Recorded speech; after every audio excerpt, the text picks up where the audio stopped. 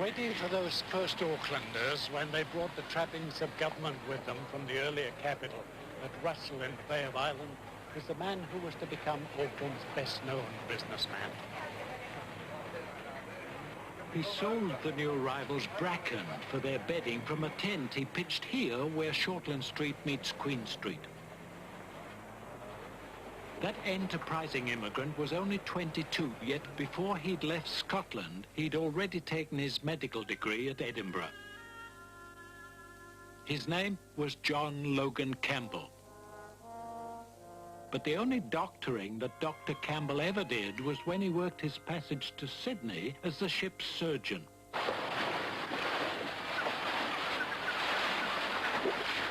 His real interest was exploring strange places.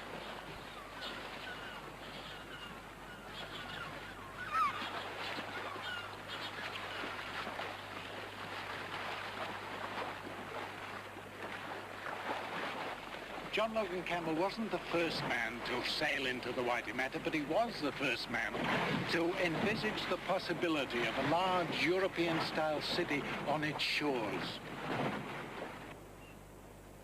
He'd already spent a year on the Coromandel Peninsula.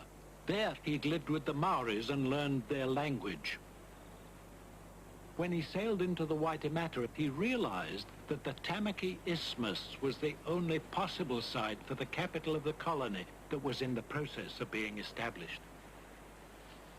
He was so certain about it that he tried to buy what is now Mount Hobson and the slopes of Remuera, Auckland's most valuable residential suburb. But the local Maoris turned him down.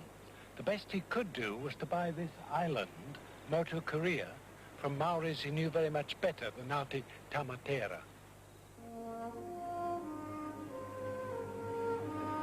Today it's called Brown's Island after Campbell's partner William Brown, a lawyer from Dundee.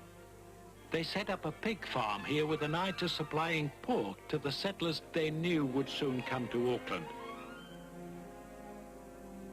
Campbell left the pigs in Brown's charge and pitched a tent on the beach at the foot of what became Queen Street. That was in 1840. Next year, the official survey was complete and Brown and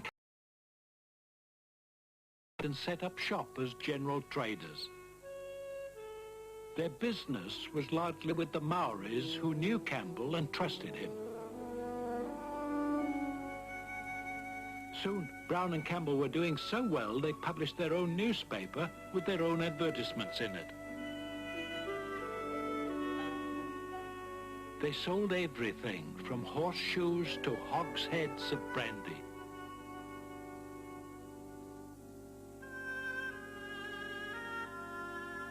In fact, very few commodities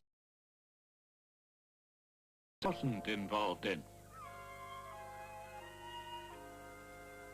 He quickly diversified his interests. He exported kauri gum and kauri timber.